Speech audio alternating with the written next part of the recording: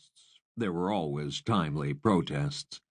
The protesters accused the Parks Department of obliging the hotel, catering to consistent bias against the homeless, the handicapped, and the poor. Maud had written a witty and passionate column in the college newspaper, opposing and mocking the move, which had been much admired. It went without saying that most downtown workers, as well as most students with classes in nearby buildings, felt more comfortable after the work was done. Even Maud had to admit that it had been an ordeal to pass by every day, and there was no question but that the common looked more cool without the poor. Outside, the morning rush had not quite begun. A city bus was parked at its last designated stop with its motor running. Traffic was sparse, and only a few late-shift college workmen were headed for the underground parking lot below the common. "So, hey," said Maud's roommate, whom everyone called Shell. "What do you got on today?" Shell was an actress and had been a principal in a few independent movie productions of the sort that played limited-release houses. Her name was Shelby McGoffin, and she came originally from eastern Kentucky. She talked that talk as necessary, but had many voices. She was studying for a degree in drama, having transcended her hard upbringing and a much too early marriage. Shell was not one of your extremely pretty actresses, but she was memorable, thin and eccentric in a way that would have brought her character roles in the old Hollywood. Sometimes people asked her about her marriage. Other students, curious. "Ever hear from the guy?" "Oh," Shell would say, "first boy I loved," quoting the Judy Collins song. "No," she would tell them, "never." But that was not true. He called her sometimes. "You got a date with Mr. Mann today?" Shell asked. "Early appointment," Maud told her.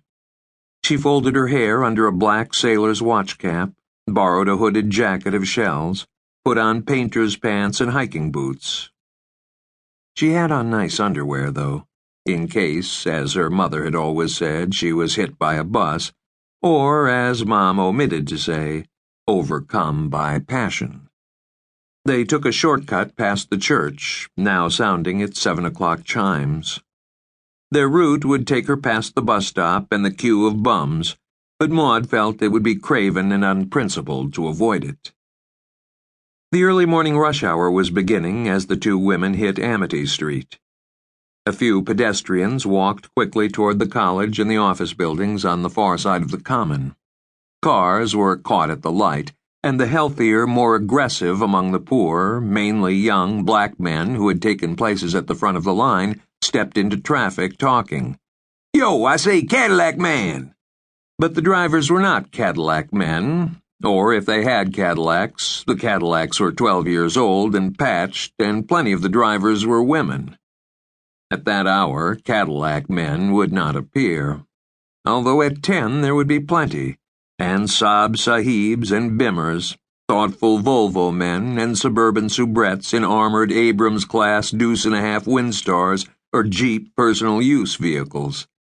So there was agitation and the locking of retro car doors, dirty looks from the honest working stiffs, and silent muttering behind the rolled-up windows.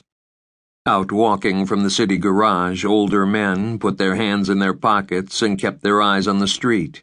Young white men in bunches laughed it off, red-faced, simmering with piss-off. The panhandlers laughed back at them, hot-eyed, selling wolf tickets. There had actually been a summit the previous year. The city, the college, the police, the Coalition for the Homeless, and the overseers of the common. Participants in the summit were cautioned against the use of certain words.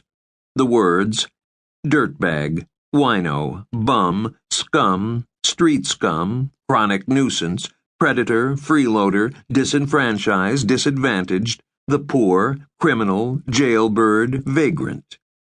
Biculturally conscious, the summit included the words cabron, criminal, raton, ladron. The mayor, free on bail after his arrest and indictment for racketeering, gave a comment to the struggling newspaper of record to set in funny-colored inks. "This is talk we don't want to hear in our city."